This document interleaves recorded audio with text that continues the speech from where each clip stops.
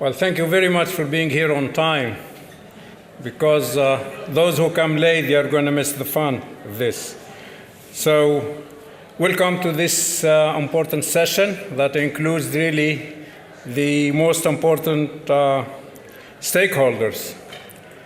And then I just learned, like this morning from Jenny, one of Norm's friends was visiting him the last minute when Norm was with us. And he was explaining a gadget, what to do with it, and they found something. And he said, take it to the farmer. And I'm really glad that BGRI included this session to have some farmers involved with us. And I think I will let you, as a reminder, to see what the RRW with BGRI support, the video they produced, and then that will set the stage for our discussion. Please.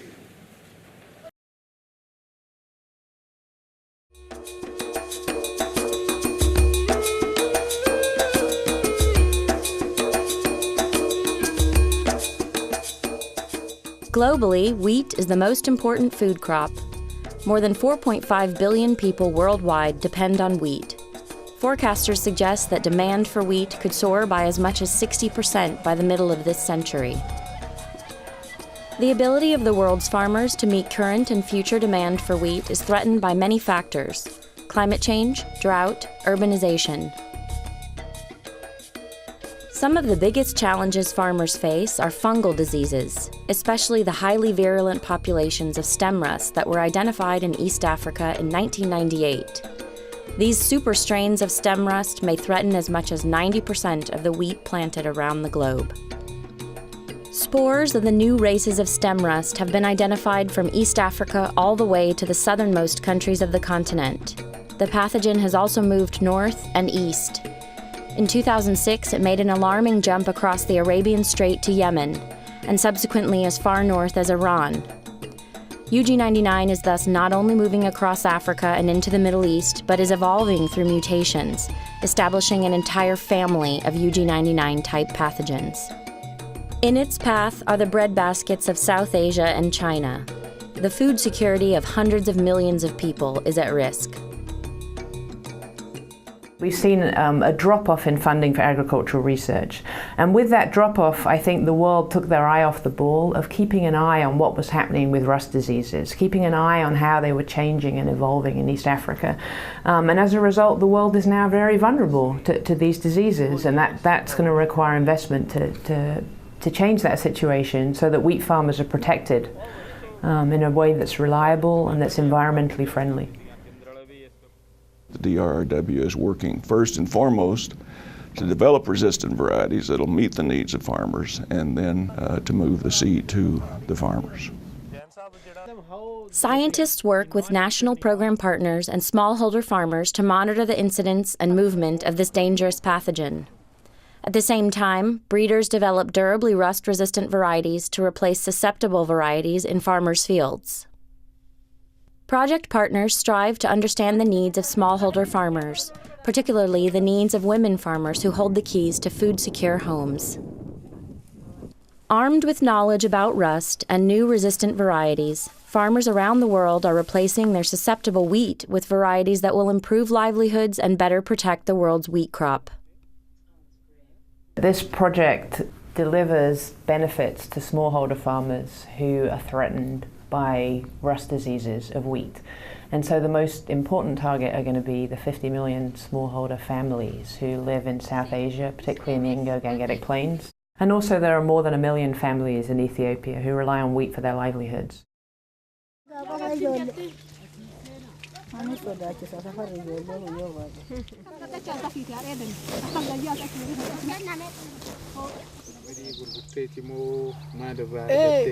midhaan nagayatiin jire balgis gurguree uniformni bitee ka daftara bitee transportii isaanii godhee fi uffata isaanii qamadima gurguradha bakka midhaan malee qabeenya biraan qabuun horiileen kun ka ittiin qotu kun ka ilma jechuudha. Sometimes she got 2.6 ton per hectare.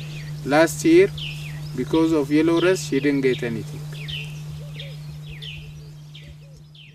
The last year, 2010, we had a yellow rust epidemic, and the farmers have suffered. It's only farmers that grew DRRW varieties that really didn't suffer losses. That community today has really changed a lot. They formed cooperatives.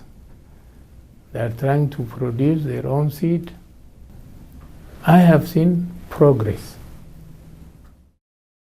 Farmers face a real problem in not being aware of the damage that rust can do. For instance, in South Asia and Central Asia, they're a generation of farmers who have never seen rust. Farmers generally are not aware that they could lose their entire crop to stem rust.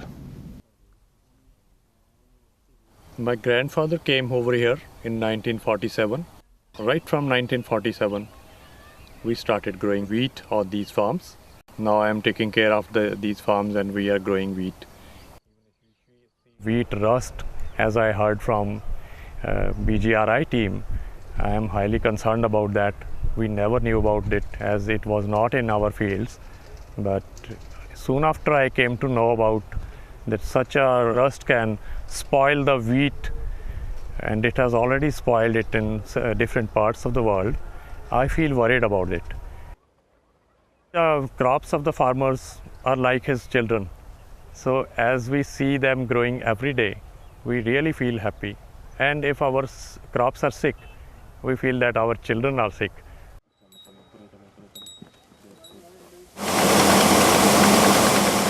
We were not very particular about wheat varieties. We used to sow any variety. We'll grow only those varieties which are not prone to wheat rust. That will help us in a long way. Wheat is a major crop in North India, and North India is more or less an agriculture centric state. We are always concerned about productivity.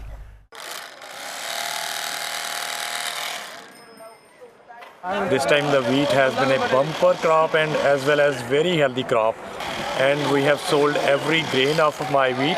Everything has been very, very favorable.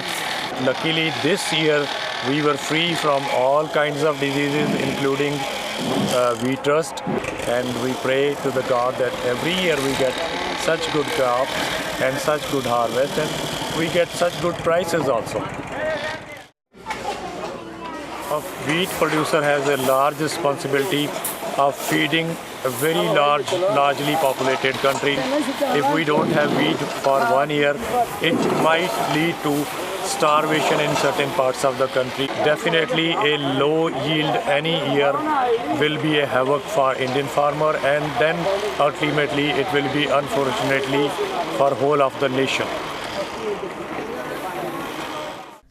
The DRRW project has seen great progress in reducing the world's vulnerability to rust diseases of wheat.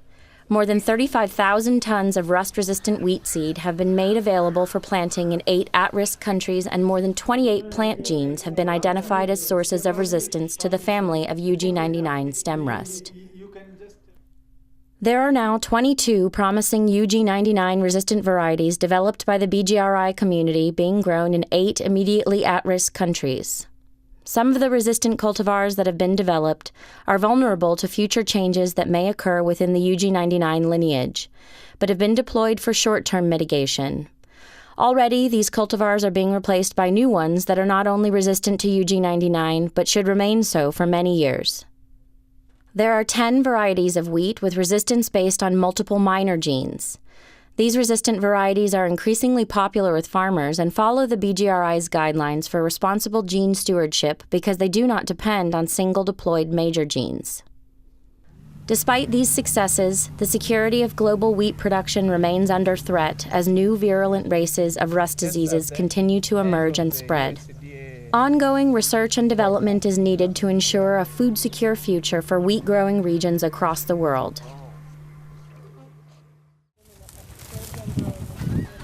We're investing in ways to increase the sustainable productivity of small farmers. They are the engines of economic growth and prosperity for themselves and for their countries. And we'd like to work, together with other investors, with other donors, so that we can together develop long-term solutions to deliver wheat that is protected for the farmers who need it all around the world.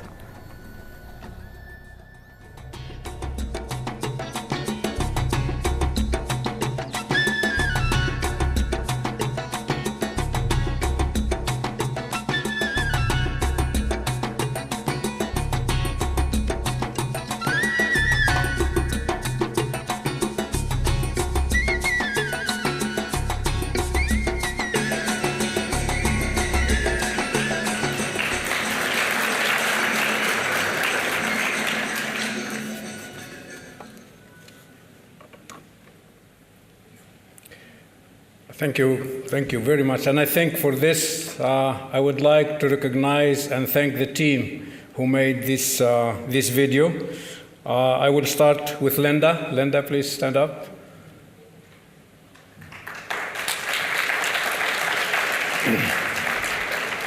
Sarah.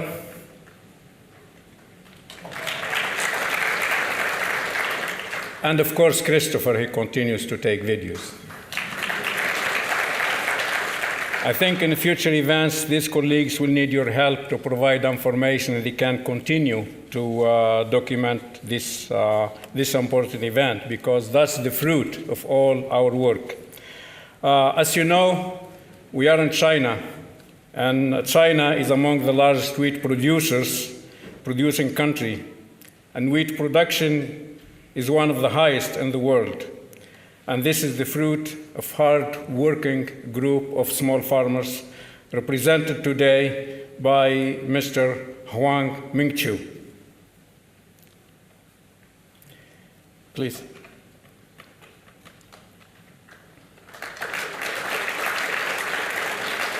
And then Mr. Yaming Lu, who is going to help us translate, because we are going to have these colleagues address you today, and then we can have the interaction if you have further questions to what they do. Well, Ethiopia is a large country, but it is also the largest wheat-producing area in East Africa, where 95% of the area is grown by small farmers, small holders. We have with us today not only a representative of small farmer, but a lady farmer. Please welcome Makida Mohammed and Dr. Bidada, who have been great for help for the BGRI in Ethiopia, and he's going to help us translate and express Mrs. Malika's view, please.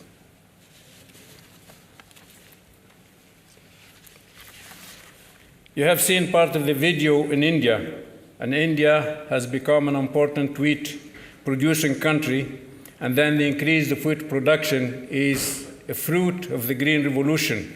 India was one of the first to benefit the Green Revolution, but also is the fruit of a hard-working farmers represented today by Mr. Gurjit Singh Mann. Please.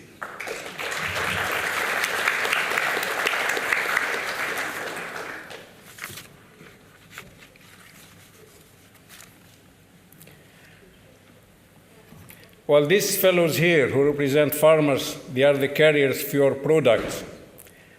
All the work you are doing directly or indirectly contribute to production of a variety that's going to be grown by the farmers. Variety that's high producing, tolerant to disease, tolerant to abiotic stresses, with acceptable quality for local use as well as marketing. Nonetheless, we still face it with variety replacement. That's one of the big objectives, to reduce the area growing to the susceptible variety. Progress has been made around the world, and it takes farmers like these to tackle this problem. And I think with what you have seen in the video, and then what the interaction with the colleagues here, the colleagues farmers, we will come to ways how to change this trend and how to replace the susceptible variety and reduce them. So our objective today is to get more of the farmers to adopt this variety, but we have to know how. And then through this elite farmers representing different classes of farmers. We would learn from them how they come to adapt this new technology, what makes them like the new varieties, and how they can help us convince other farmers to produce their varieties. To start with, I will let them introduce themselves, but please be patient with us because we will need some translation. We will start by Mr. Huang Mungchu to introduce himself and tell us about his farming, and then we'll proceed after the introduction to further discussion. Mr. Huang Mungchu, please.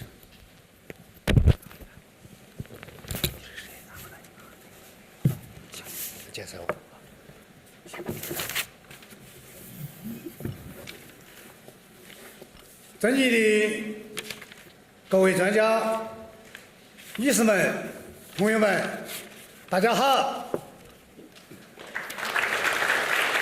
我叫黄明水，我是来自四川广安市的一位农民。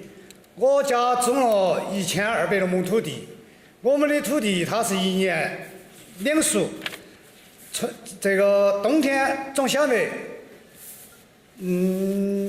夏天种水稻。Dear distinguished scientist, my name is Huang Mingshui, and I come from Sichuan province, from Guanghan. I have my farmland size is 18 hectares. Yeah, and I grow 2 crops each year. In the summer, I grow rice, and in the winter, I grow wheat. We go to our lady farmer, elite farmer from Ethiopia, Mrs. Malika Muhammad. Akila Muhammad.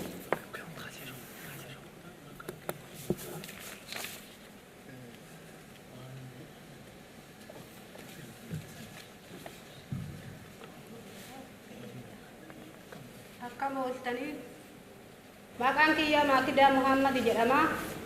Itoophiyaa dhufee aanaa muunessaa hunduu koo caqasoo kan daa hunduu koo caqasoo dhufee jira.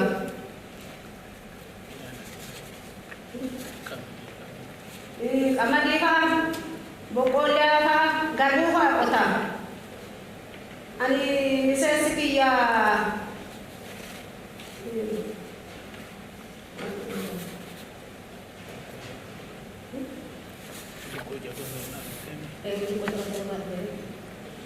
Ani huluu koo caqasoo irraa dhufee ijoollee kiyya nama 5 inta maarsisaa hin barsiisaa katamaaree daboosa argatas namni 2 hin jira ka 8 baratus hin jira ka 6 baratus hin jira ka dippiloomi ganzaba ofii kafaleeti barsiisu tokko hin jira.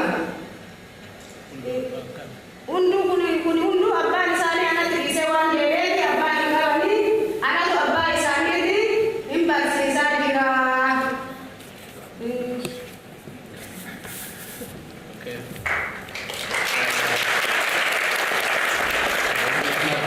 First say hello to all of you. She's coming from Ethiopia, Munesa district, Huluko Chakaso village. She is a single mother of 5 children. All have been educated. 2 have already have jobs, and she grows wheat, barley, maize in a rotation, sometimes potato. She is saying, these children have no fathers.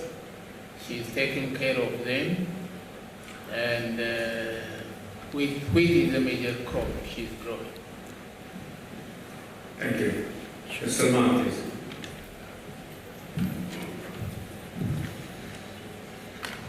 Good morning. My greetings to you all.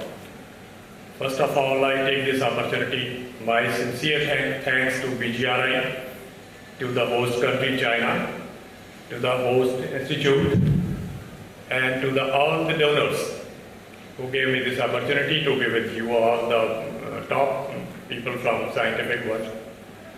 I am from India.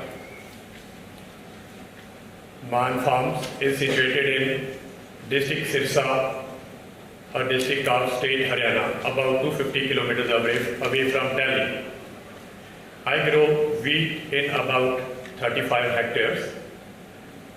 The video has given most of my introduction, so I won't take a longer time over here. But yes, I think there will be discussion, and I like that you probe us so that it ultimately is beneficial to us. And apart from wheat, as a cycle, we grow rice and cotton. When we harvest wheat, we go for rice and cotton. So this is our cycle basically. And thanks for now, and over to Emma.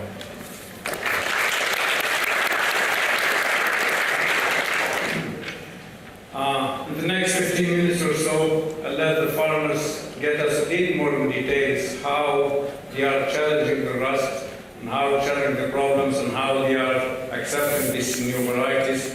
And then I'll start with Mr. Huang Minshu to tell us a little bit more, because we didn't have time, and then apology for not filming in China. So he will tell us more about the challenges we have. Then later on, I will let you address direct a question to any of the farmers on the panel.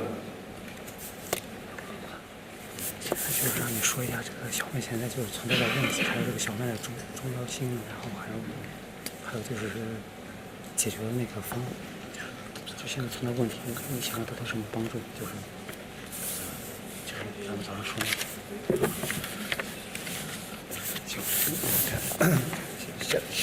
目前现在需要一些啥子问题是吧？啊，对，小麦重要性还有存在问题。 目前我种的小麦呢，它这个产量在我们当地呢算是比较可以。这个目前也还存在有些问题，特别是缺乏更多的这个优良品种来替换过去的一些品种。为啥子呢？我们每一个再好的品种，它在这个5-6年时间，它就逐步就退化了。我希望啥子？ 我能够获得更多的优良品种、高抗性的、丰产性的。一个方面，丰产我们可以增收；二个方面，我们可以节约开支，也可以少打药。高抗性有高产稳产、具有高抗性的品种，希望获得这个各位专家的帮助跟支持。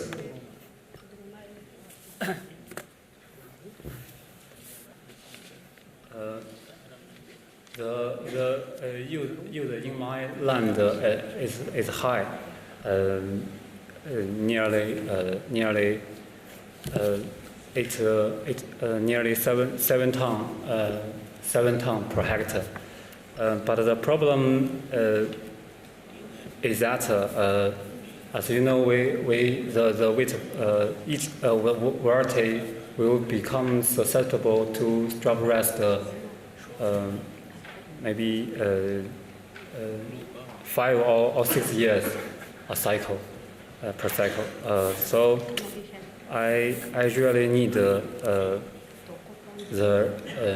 resistant cultivar and also the high yielding, and also have the stability. Why I like to say this? Because high yielding it can give me more income, more profit, and if it is resistant to strap rust, we can save a lot of money for the fungicide. So I have a request that your distinguished scientist to provide some resistant cultivar for us in the future. Thanks.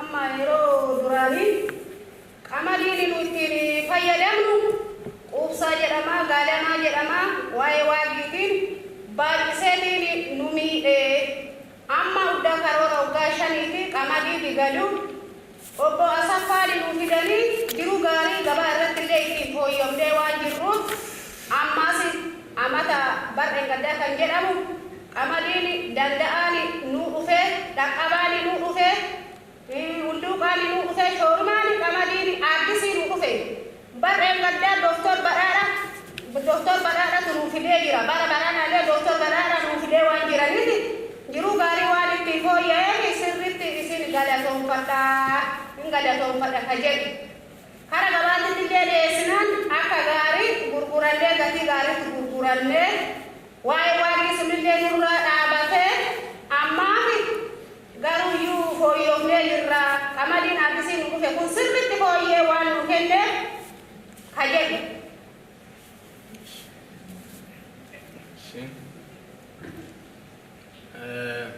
She said she is a wheat farmer all of her life. The older varieties known as Kupsa, Galama, have suffered from rust and has lowered their income. She didn't know how to control the rusts. And since the last 4 or 5 years, she is getting new varieties. She is very thankful. She knows that these varieties come from a world collaboration who are gathered here. These were benefiting first variety which came to that area is Digalu, variety called Digalu, through an extension, Mr. Asaffa. And later she acknowledges that I've taken other varieties like Danda, Kakava, Shorima, Huluka. So there are 5 varieties in that community. So she's saying she's selling this at good prices as seed and also in market, and very thankful for the support, international support as well as local support.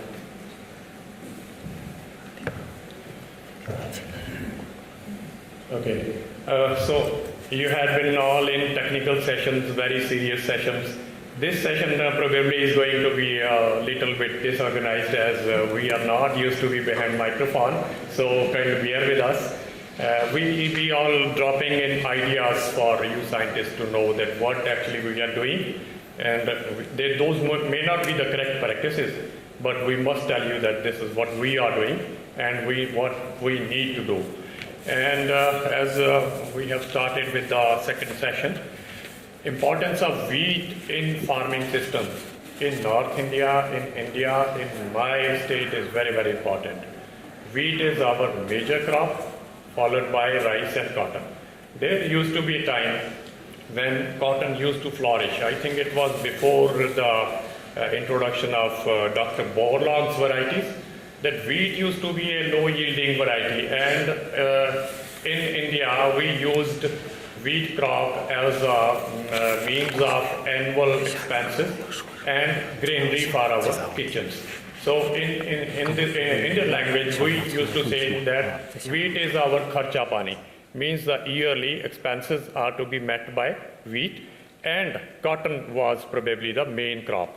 But as new crops after Dr. Borlaug, several varieties came over, wheat became major crop, subduing the previous major crops like cotton and rice.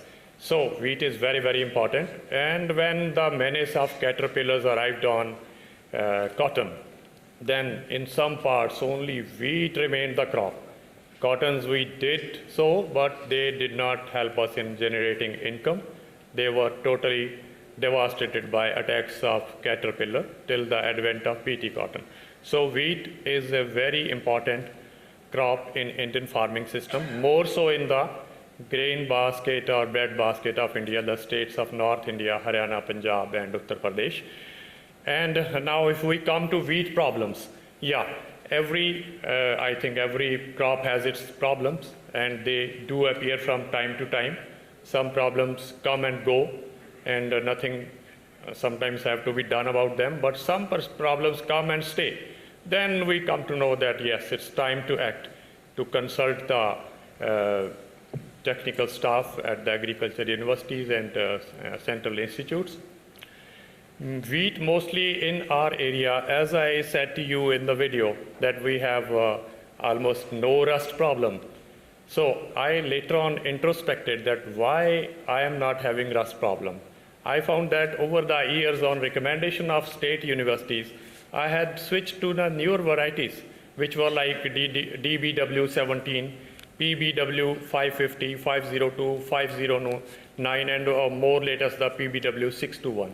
This came gradually without knowing that this is also safeguarding us from the problem of wheat rust.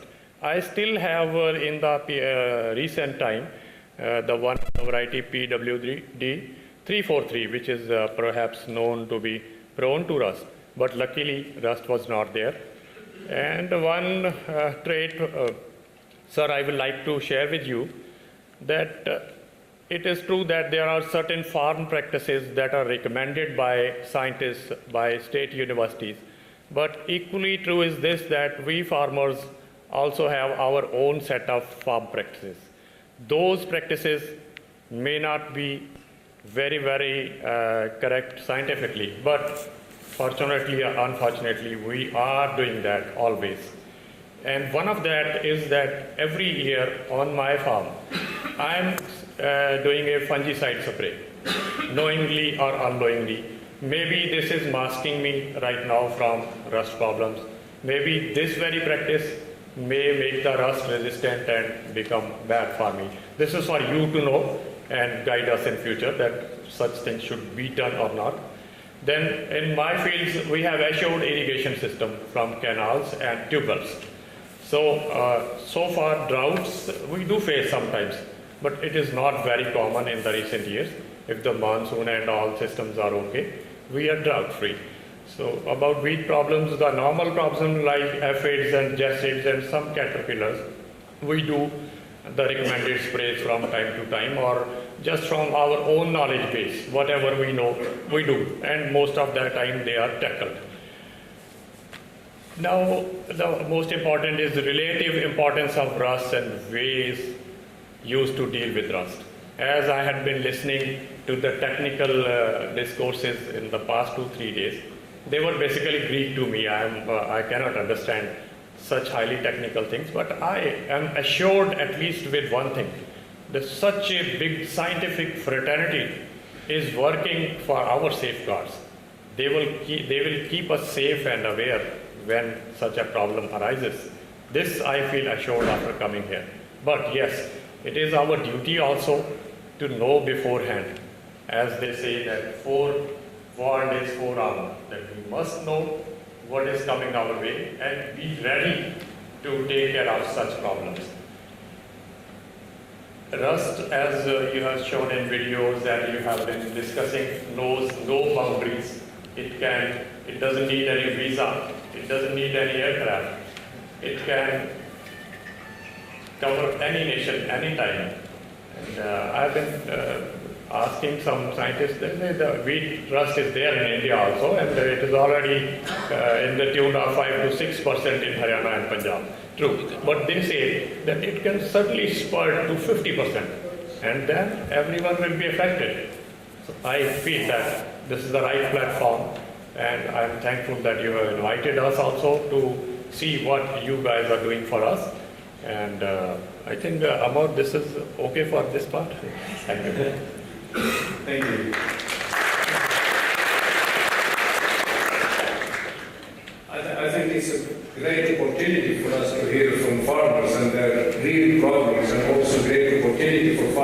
see what it takes, how many people it takes, and how many discipline it takes to get that variety that is the farmer. But as you know, in many countries, the varieties are there. They are not reaching the farmer. They are not replacing the variety. So I think this is an opportunity to have to ask these farmers how they accept this technology. I know Makida should trust whatever Dr. Bidada tells her, and Dr. Bidada build the confidence with these farmers because they believe that is for their good. So, but it's difficult to find so many farmers like that. It's difficult to reach all the farmers. So I would like to give you the opportunity for the next 20 minutes or so to comment, raise a question, give suggestion to the colleagues present here. Please. Any questions, comments you would like to take from the floor?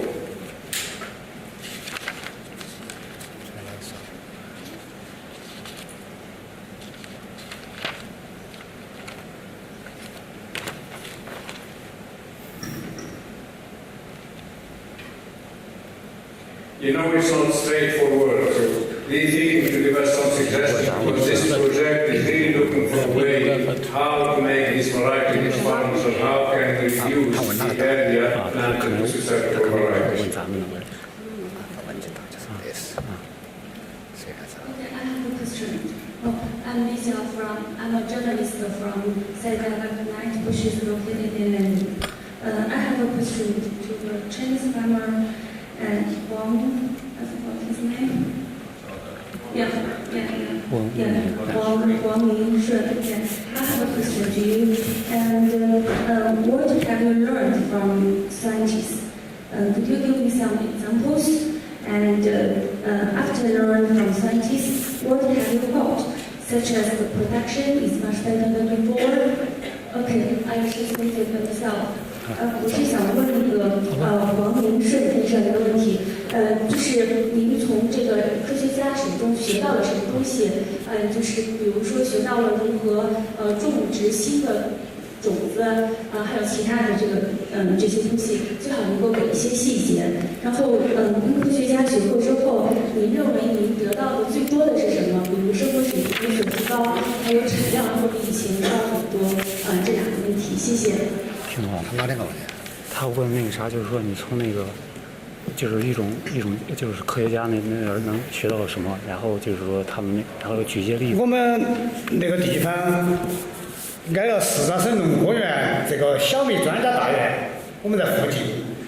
我们种植的由来，从我们的信息，我们一个方面也可以在互联网上可以搜有些什么样的品种，比如我们四川小麦品种。 直接就可以收到一些信息，而且我们专家大院在我们附近，他要给我们推荐品种，我们在田头也要去看，去看实地考察，通过他们推荐，通过我们引种，专家大院在我们附近这几年对我们的农业技术具有相当的提高。作为我们一个普通农民过去只晓得种，虽然是一个老农民可以种粮，但怎么样法种好，它是技术是个成熟的。 后来我们得到一个安排，你要想获得最佳的产量，必须要给粮食创造最佳的生产环境。那么，比方说，该多少基本苗，该使用多少肥料，根据土壤的根据土壤的测入含量，然后我们那个地方也有测土配方费，再根据自己的产量需要，然后进行综合性的考虑，进行管理，从播期。 到管理病虫害的防治，每一环它都是需要比较严谨的。我们的病虫害防治呢，从小麦从播种，在播种就进行种子处理，或者说进行包衣。种子处理过后，到后期，如果是我们的高抗性品种的话，像我们四川省农科院提供的这个川麦12啊，川麦系列的啊。 它都比较比较抗病的。前几年一般来说，一年它一般是不会发病的，只要通过一定的种子处理，它不会发病。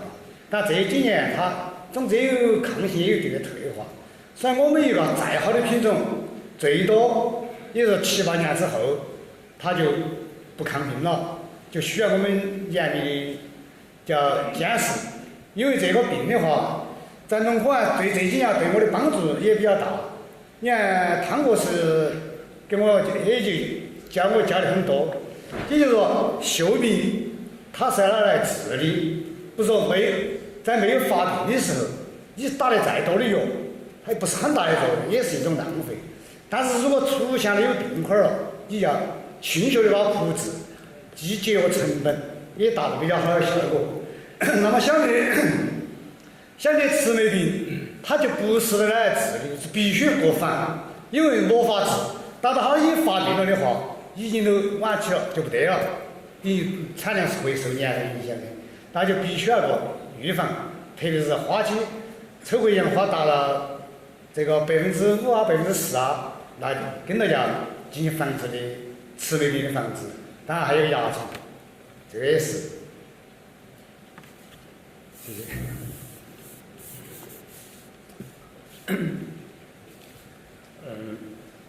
My farmland is not far away from Sichuan Academy of Agricultural Science, so it is easy for the scientists to visit my farmland.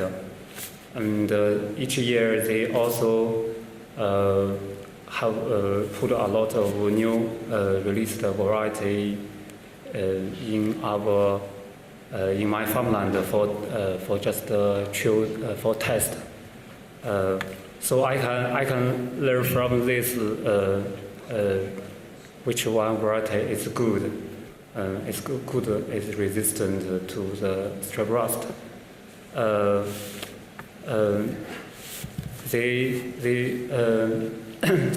In addition to provide the resistant variety, they also teach me a lot of agronomic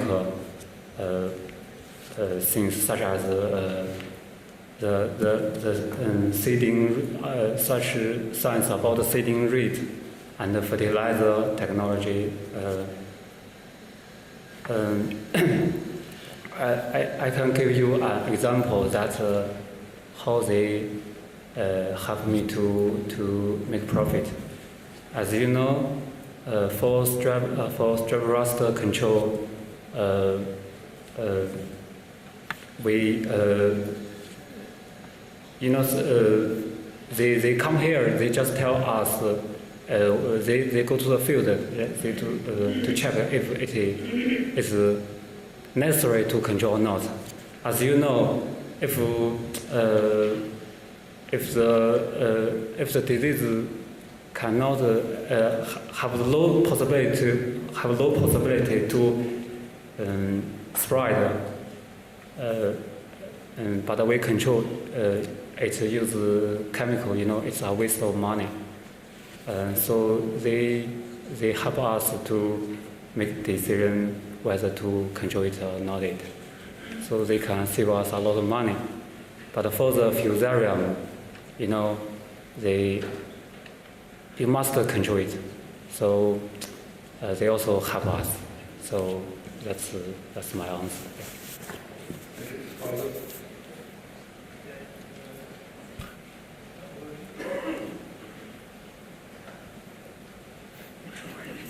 Stand up and shout. Can you hear? Michael. No. Okay, it's back. Okay, thank you very much for the farmers for the courage to come here and to share their experiences with us. Fazıl Dusenderli from FAO. My very specific question, first of all, for Mr. Singman. I just wonder what makes him to spray his field, whether there is rust or not. Are there other problems? I just would like to hear a little bit more about it. What makes you spray if there's no rust in your field? But in general, I assume the farmers are the lead farmers in their districts or regions. I just wonder how they interact with other farmers in their districts, because as lead farmers, they could also play an excellent role for dissemination of such good varieties to other farmers. So if they comment on that a little bit more, I would appreciate. Thank you. Thank you. I think basically we are asking that what makes us to spray fungicides and insecticides on our crops. Well, not just me, many of our farmers do go to state universities and we are in contact with scientists and all that. They are aware of the upcoming problems and whenever they have suggestions from them. One good thing is in our farming culture is that suppose I go to a certain institute. When I come back from that place, I am excited to share it with my fellow farmers. That I went there and they were saying that these are the better pesticides, new things. Apart from that, private corporations are also have their field representatives who are coming to farms, directly interacting with the farmers. Although their sales is their primary motive, but they also have an element of educating the farmer, especially the better companies. Like I said, that fungicide, I am still using an almost obsolete fungicide, hexaconazole. It's just a ritual practice. We are doing it every year. It is not showing any bad signs, but we think that maybe it is doing some good to our crops. This is one reason. Secondly, if time allows, I'll share a few points with you also. Sir, is your question answered or still remains something behind? Okay. There is a good effort from government in the form of extension workers. True. But the effort needs updation. They are on the same lines they were working in the previous years. But the private companies have more number of field workers who are influencing farmers with good as well as undesired practices also. To counter that, extension workers are there. But because times have changed after globalization, they also need to be upgraded and newer techniques to be adopted. Although there are some clubs, farmers clubs and other things, but they are less than what we require. I have some suggestions, maybe those suggestions will work for my neighbor countries as well, like Pakistan, Bangladesh, Nepal. We are more or less have similar problems. We can set up community radio services targeted at farmers. But the radio services should not be like boring government channels. They should have lucid, attractive song and such programs. And in between, they should impart this information instead of the jingles and advertisements. Of course, advertisements can also be there, but this is also very important. We have Doordarshan catering to farming operations and farm advisory, but it is a true fact that it is not watched by many, although their programs are of highest standard. So, when it is not serving the purpose, government must look into it and make it such a way that yes, then now it is possible that SMS service, every farmer, even every farm labor in India has not just one, but maybe 2 or 3 mobile phones. And Hindi texting is also there. Text messages can be sent to the farmers and they will read it, just thinking that must be from my dear friend. But anyway, he will read even if it is from an agriculture scientist. So they will be a good proliferation of this thing, farm awareness programs. Then central institutes and state universities can distribute multimedia CDs. Every house in North India has DVD players and all that, but they are more addicted to this direct-to-home satellite TVs. If possible, I don't know, Government of India representatives are here. They can also send some programs to private channels. It is not that they should be limited to government channels. Through those with the channels which are popular, they are all the time giving news of every nick and corner of the country. Why cannot they educate us farmers also? There was an example in previous days, there was an awareness program that was concurrently broadcast for from one big private channel as well as Doordarshan, and it was watched like anything in India. Same practices need to be adopted at farm level also. Yes, there's definitely a communication gap, though workers are there, but to make them effective, I want that these ideas should be assimilated into that thing. And if later on time allows, I'll put in some more ideas. Thank you. Makeda, any more complementary information about farmer contact, farmer to farmer, exchange of information, what farmer She's going to talk how she interacts with other farmers.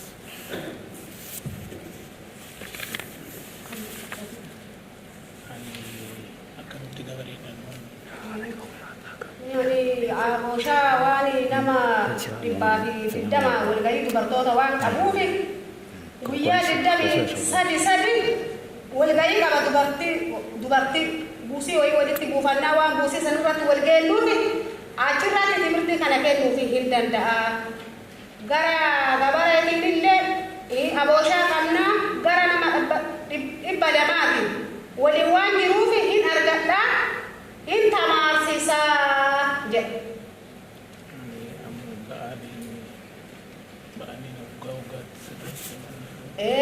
Baali illee noggaa ogarratti qamadii fi waan jaallu dhufuufi baay'ee samii waan arganiif achirrattis timirti hin barsiisaa hin tamaarsisaa hin barsiisaa hin himaa hin argadha. Sanyiillee hin kennaan hin gayaan waan argata isaanillee argatanii haanarraa baratanii haanarraa argatanii facaasatanii haayitii fooyya'anii sanyii waan naa kenname kan hundaa waan doktoroonni naa kennan kana hin qoodaa hin gayaan hin gayaan isaanillee carraan argate kan haa argatanii hin gayaan bakka. She said there are two ways she's interacting with farmers. One is there are annual field days where many farmers, female farmers as well as male farmers, get together, sometimes on her farm, other times on other farms. They interact, they ask each other about the new varieties, who did better, and they ask for seed from these farmers. Ms. Makeda is simple, small farmer actually. She is not a model farmer, but she is very influential. Another way is they have a society, community, women society, where they meet every month. And they talk about economic problems, progresses, also about these new varieties, how they can access seed from each other. So she said since she is having these new technologies, she is willing to share with others, of course not freely, but with better prices. And that really improved, helped her to improve her income, and also, if not very high, living standard as well. So that is how they shared these technologies.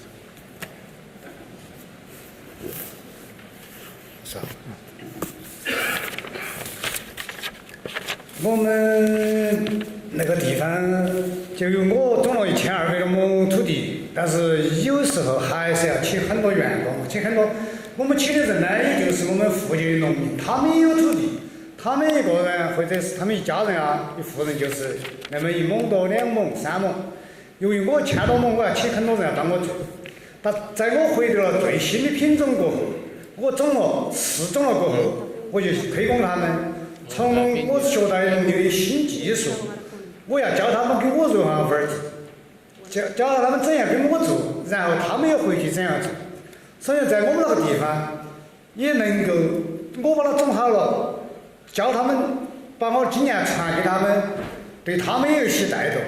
在前10年，我们的小麦就只有300多公斤1亩，到现在啊，就是我们能够达到400多到500公斤，也就是7000公斤左右一公顷啊。可能这是大概就是那样子。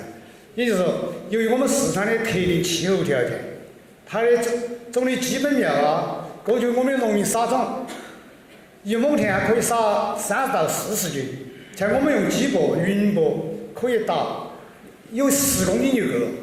那么我们就结了种子，又达到苗子很匀净的，长得非常好的，达到苗齐苗全，还真要培养壮苗，它的这个有效费也很多的。它又不是太多，因为我们的那个地方四川那个空气湿度相对大一点嘛，那它的这个总的苗数它不会超过30万以上的话，对这个它就容易倒伏，对产量反而效果是不是很好的？所以一般我们的总苗数都要在控制25万到30万之间，就可以获得比较高的产量，比较理想的产量。由于我们农民讲一些这些，由于我的引导，他们也就少用种了，产量高了，肥料也用得更恰当了，打药啊、时机啊、播种的时间啊，它都要讲究一定的科学的。好，就这样。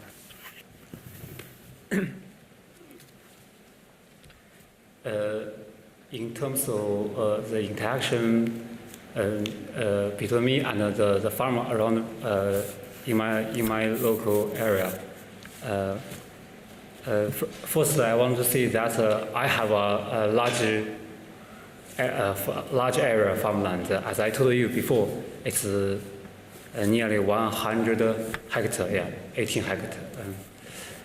But the other farmer, the farm land size is less than 1 hectare. So in the busiest time, they will come to my field to help me.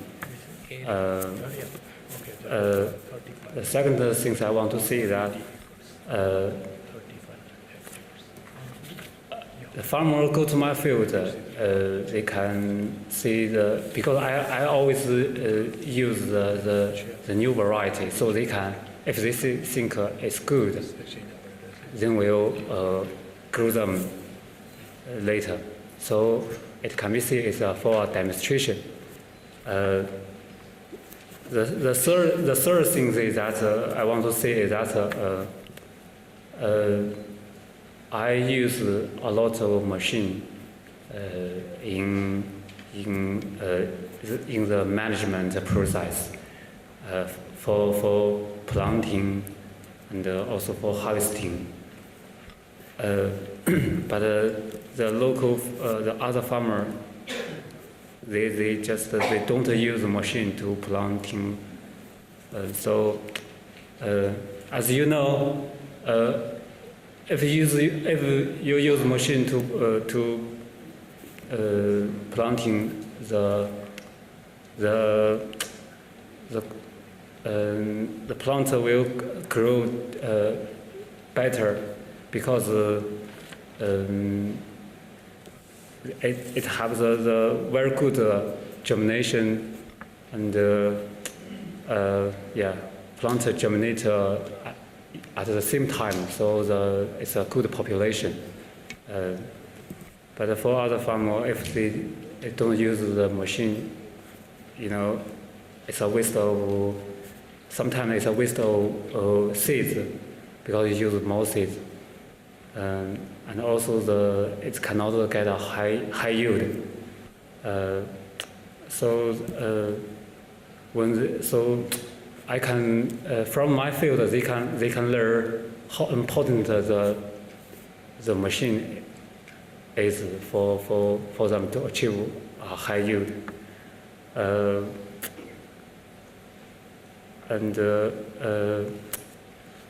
So that's what I have.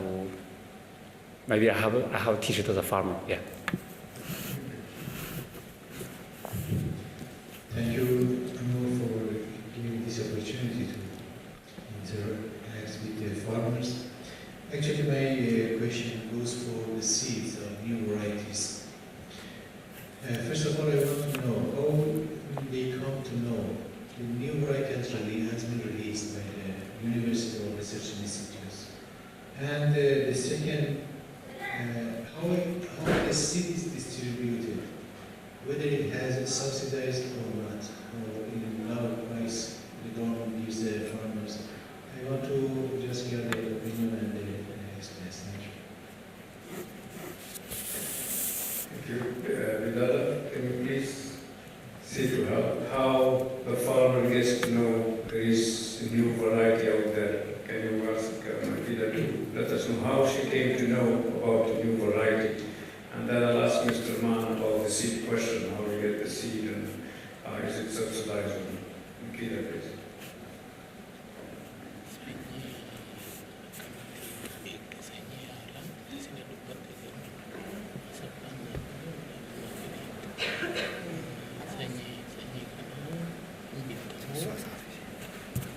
他那部分就是问这个人是他是怎样，就是知道一个好的品种。还有第二个问题就是有没有这些东西我们不知道。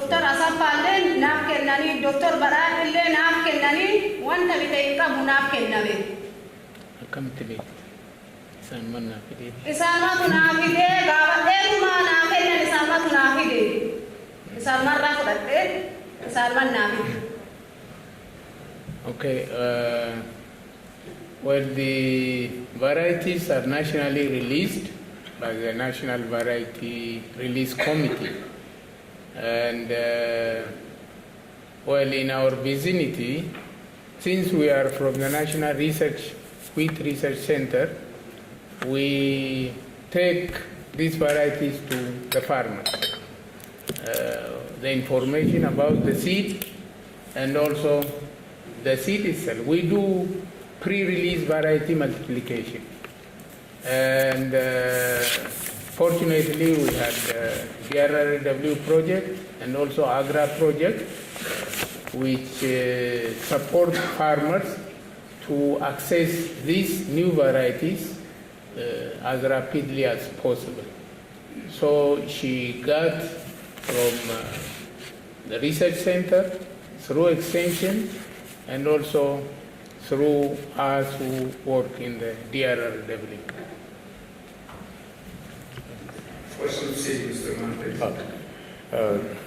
Just like in his country, we also have a National Seed Corporation, as Dr. Indu Sharma detailed it yesterday. Then state universities also announce and release their new seeds.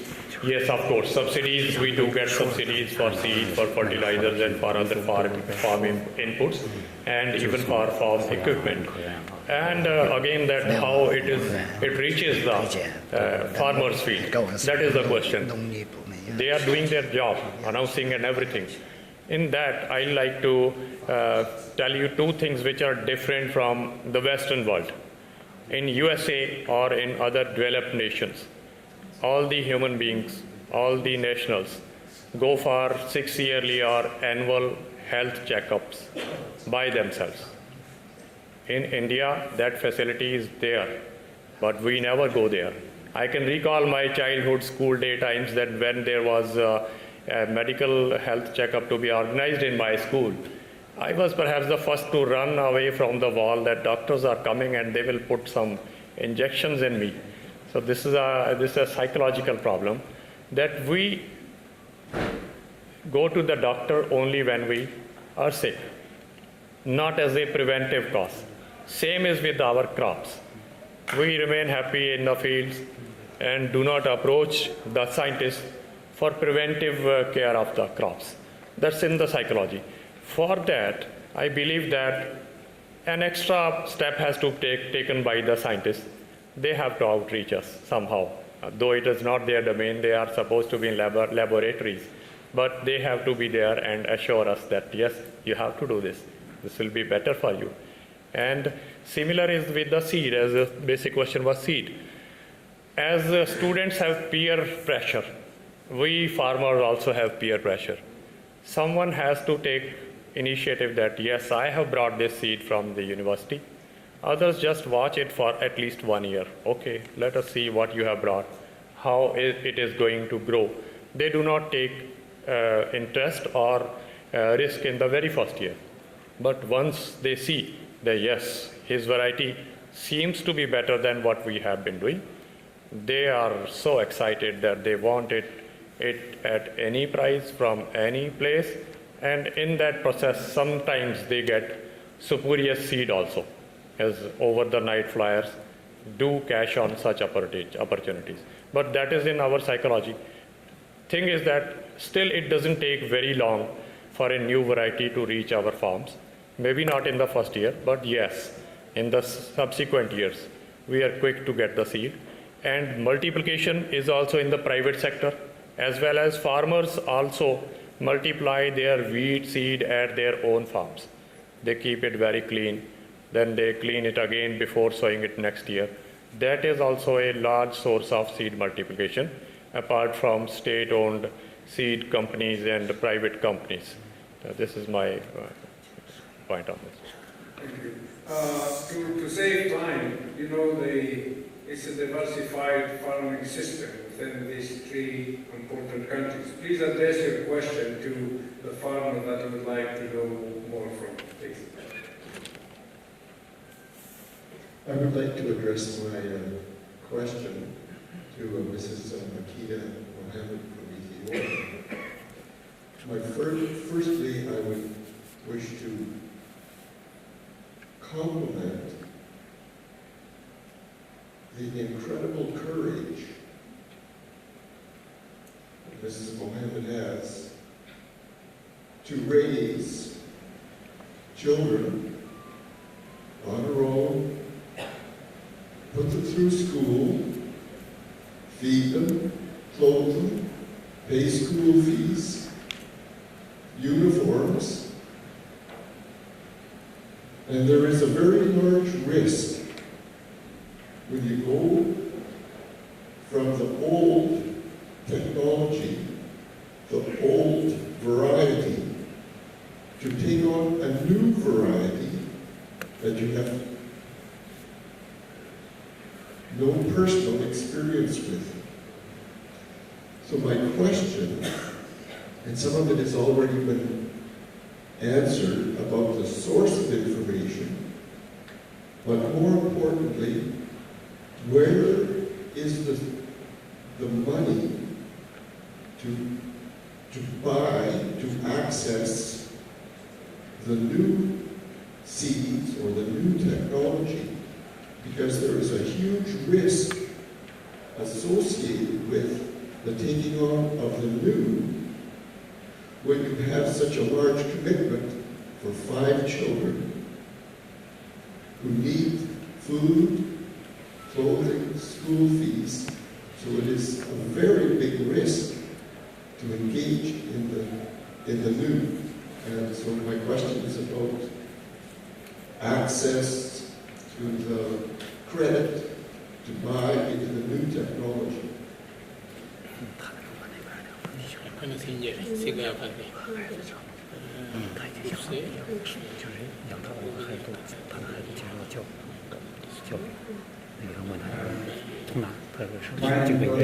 Chinese farmer where we got 7 tons per hectare. And this is the highest yield where technologies are working well and in good condition.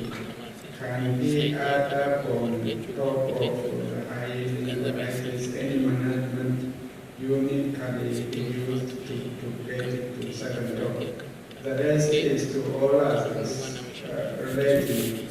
Why are the other farmers not taking the technologies on spot? Is it because of capital they require or any other reasons for that? Thank you.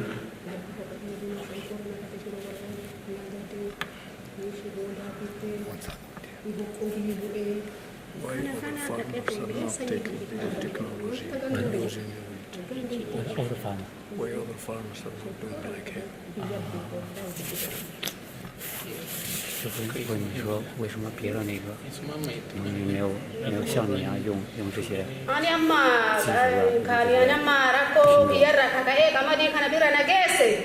啊？ Abba horradiya wargana rabe hogga dalam.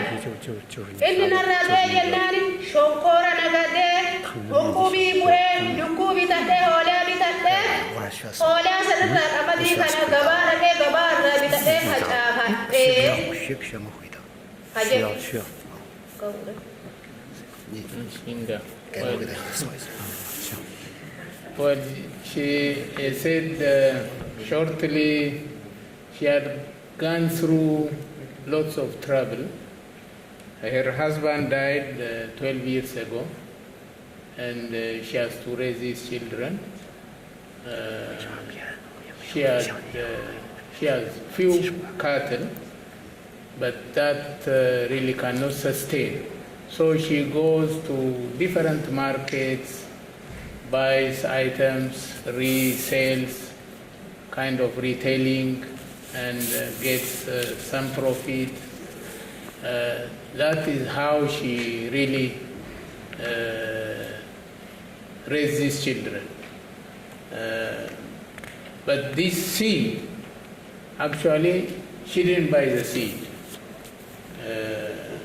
She accessed from us, because these projects, DRRW, AGRA, are for small farmers. And it's not only her community. We operate in 9 districts. Mostly we work with small farmers. Especially in her district, we favor women than men. And that is why, she is a focal farmer in that area. The DRR group, Dr. Ronnie, his media crew have visited her, as you have seen in the video, and they appreciated that. That is why she got this chance, actually. Otherwise, she is just a small, poor farmer with 4 hectares. In any 1 year, maybe she grows wheat on 1 hectare or 2 hectares. So she's a very brave lady, not afraid to talk, to teach, and she's quite influential in her community. I think the question is why other farmers don't take the technology, why it's not really spreading. So I'd like to hear from Wang from China and then after from Mr. Man. 我回答一个，为啥我们周边农民他对我们这个新品种的渴求与愿望，他不是那么迫切呢？因为我们现在很多农民的经济结构，我们一个农民他只有这么1、2亩田，他的收入很大一部分是靠其他出去打工或者参加其他一些工作获得更大的收益。土地对他们来说不住也舍不得，有土地情结，但是住到就说1亩田，如果说增产100斤，他增产50公斤，那么住2亩田最多就增产100公斤，对他意义他不是很大。他首先不得我这个算是职业农民，我种了1000多亩，我1亩田增产10公斤它就是个很大的数。我如果是不做好，我就有可能下亏本；我做得好，做得优秀，我就可能不说发财嘛，至少可以获取更大一些收益。但是其他农民，再一个他们有些时候，还有一个随着这个文化程度跟这个思想理念有一定的差异，他们比如说接受互联网的老农民，接受互联网的它相对较差一些。那么作为我们这些大脑不能的有点基础文化的可以上网学习比如某一个病是它的病因是什么病就可以进行互联网收集一些知识。他们可能要缺少一些文化，缺少于这方面。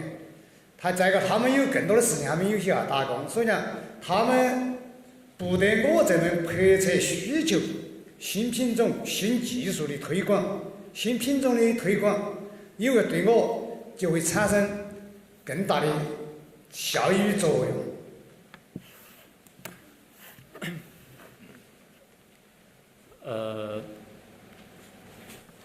The reason why other farmers they are not so urgent to feel so urgent to use the technology or variety like me. The reason is that most of the farmer they have a very small farm size, and their income. Most of the income come from other field, not in agriculture. Yeah, they go to the city, they do some business. Yeah. So, but for me, you know, I have a very large farmland. My income is totally dependent on the farmer, on the wheat, and. So that's one. If just if a new variety can give me even 115 kilometers high yield per hectare, it means a lot to me. I can it can increase my income. But for the farmer with a small land, with small farmland size, the money to them is nothing. This money. Another thing is that it's related to education level. I have some education, and I can search information online. Such as if there is some disease, I can search online how to solve it. But for other farmers, they have a low level of education. You know, it's hard for them to do something online. I think that's the reason. Mr. Mann, I know the farmers in your region probably are taking up the technology, but not all over India. And maybe you are more aware than anybody to say why in other locations or within your location farmers are not taking technology. Yeah, okay, but still I can comment on this. That affordability is there, that who can afford or who cannot. But in my region, I have seen that farmers who cannot afford new costlier seeds or technology also went for new technology and new seeds, even if they had to borrow money from friends, from fellow farmers, from family, or for what we have in the form of commission agents who are an agency between the buyer and the seller. So they had been adopting on the assurance that we will get good profits out of it and will pay you back, as well as we will be saving some money. So this is specific to my area, my district, or my state, but in Haryana also, there are certain pockets where even if it is affordable, they are not ready to bring in the change. Their gestation period is longer, and affordability is also their issue. That is also an excuse as well, that no, it is not affordable. We will go by the whatever seed we have, whatever technology we have. But more or less in Punjab and Haryana, everyone is ready to take the technology, or they are taking the technology, at least in the basic form, like the seed, like the farm operations, like the newer pesticides. Though the drip irrigation system, the bed sowing systems, they are still a farm dream, and even farmers who can afford that are not going for that. They think that this is not of good advantage right now. We may adopt it 10 years from now, 5 years from now. And with this, I'll borrow your 2 minutes out of the tight schedule. And I will give you an example of BT cotton. Before BT cotton, we were all struggling with cotton. We had integrated pest management. We had all kinds of suggestions from government. Government was very active, so were farmers. Farmers were proactive. They used to queue up at government agriculture offices to seek advice that what we do now, we are being ruined. They gave suggestions, but honestly, IPM and whatever was suggested by scientists world over never worked in cotton. Unless BT came. I was seeing last evening's BT, this GM wheat session, and not just me, farmers back in my village are also anxious to go for more GM crops because they have seen the benefits of this thing, not just for the yield of the crop, but if you allow me, I'll give you an example. In my village before BT, we were every evening spraying lethal poisons on all the crops. And out of that, sparrows, wildlife, birds, insects, frogs, all were either killed or they migrated to safer places. After the advent of BT, I am the witness, they are slowly coming back. We could not hear the chirps of the birds. So I think the GM wheat, although scientists were differing on that, but they will differ. I'll give you an example about scientists. Please don't be offended by my idea. When Edison made the light lamp, the inventors of oil lamps were against him, that no, this won't work. Only oil lamps will light the world. But where we stand now, today, same is the case with, yesterday only I wrote it, when the film cameras were there and digital cameras were introduced, most serious photographers scoffed. No, this can never be replacement for film. And now film units are shutting down. So I think GM should do good, more. Maybe every good thing has some bad points as well. So, thank you. I cannot say no to my colleague and lady friend of Khartoum, and I come for the last question to Khartoum, please. Thank you. First, I would like to say, to address a big bravo to the farmers. Bravo for the farmers and for the efforts in their work. And I would like also to say congratulations because they have been chosen to be in close contact with scientists and experts. And but the question is, what about the other farmers? We know that the majority of the farmers are small farmers, so we have to think about these farmers. And that's why I think the concept of farmer school at national level could be a very important issue at national level, when farmers and the offspring and the generation, the new generations, will be trained and updated on rust and also on the other techniques related to wheat. So maybe it should be a good opportunity at national level to develop this concept of farmer school. I think that's a comment and a suggestion, to reach the small farmers. I mean, Farmer Field School, and my friend Fazil is not here, that FAO will undertake now. You change places. And I think that's for you to take home a message for Farmer Field Schools to be part of this project. I think we don't want to go over time. My last question to Pedro, I'll give you the floor. Well, Pedro is not only a head of research, but he was farmer before all, so I hope we get your comment or question to close this session. Thank you, Mori. Congratulations to set this panel. It's really impressive.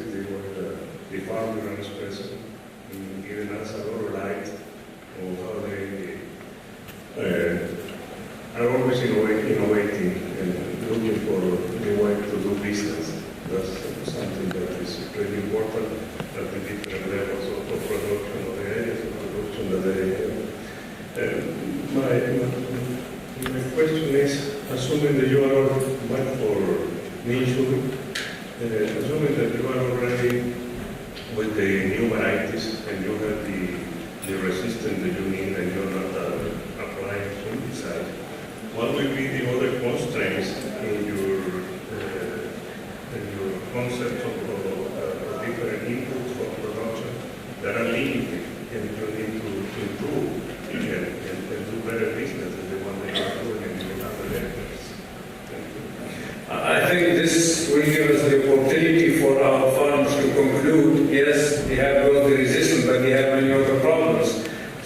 this is an opportunity to pose and ask a question and want help from researchers. Please, while Mr. Mann asks what all the problems we need help with, and I'd like you guys to translate to the colleagues and they will come with some comments, please.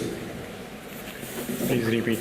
What other problems you would need help with? Now you have the resistant variety to rust, but you have other problems in production, meat production. So what are your major problems that you seek help from the research? Yes, because this technical conference was focused on the rust. Wheat is a complete crop. It has several other problems as well. One possibility, if there is that some wheat resistant, drought resistant varieties are possible. Even I do get episodes of drought. One is this, and though it is not a big menace, but still we have sucking pests as well as caterpillars in our wheat. If there is a variety that does not attract those insects, that will also be good. Then problem of yield. Although I guess that China is #1 in world in wheat production and India is #2. But India is #2 maybe because we have large area under being cultivated with wheat, and production per hectare may not be very, very good. And if it is possible that if I be very benign that I could double my production, that will be very fair for me from if we get such a variety. So these are 2-3 points which I like scientific fraternity to help us.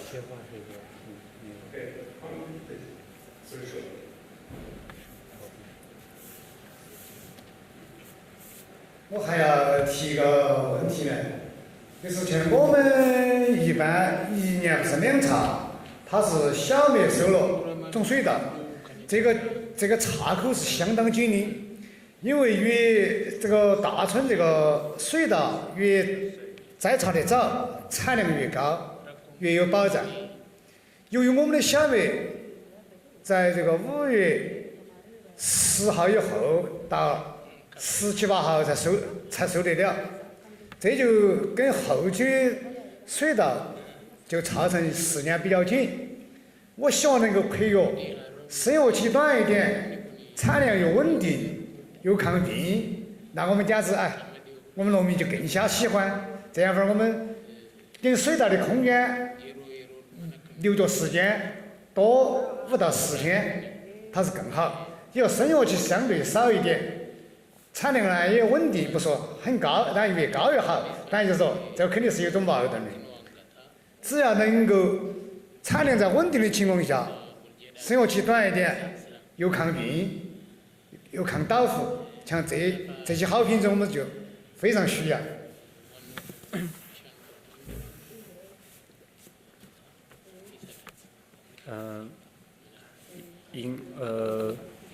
Just a moment ago, I have said I want the cultivar have good resistance to the strep rust.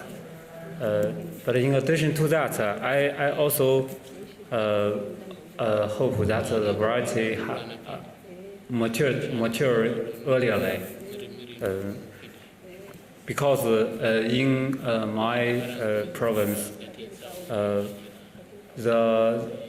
when the wheat was harvested, the rice must be planted quickly. So if wheat was harvested earlier, maybe 10 to 10 days, and the rice can be planted earlier. And the earlier the rice have been planted, the high yield it will achieve. So I really hope that in the future, besides the disease-resistant cultivar, besides disease resistance, I also hope the cultivar have earlier maturity. Yeah. Last comment from Makita. Amma rakini nukannu ikosi lafti kena bishawan kabufi kamadi ka bishasan dandau barabarani akan ukayyartan fedhi qaba ikosi gara madabara tidile tawo je ama gatin isa sirritti nurra ol bayn nurra ol lufe wan dandende imbitamde xiqqoon illee caanutti jedhee qamadii gaarii bara baraan akka nuufi qayyartaniitiin jettu garuu fedhii qabaa jedha. Okay. She said other constraints in their area, their soil is waterlogged. They would like to have waterlogging tolerant varieties, if possible. Also, the fertilizer prices are ever increasing every time. That forces them to apply below the recommended rates. And she also indicated that these resistant varieties should continue coming.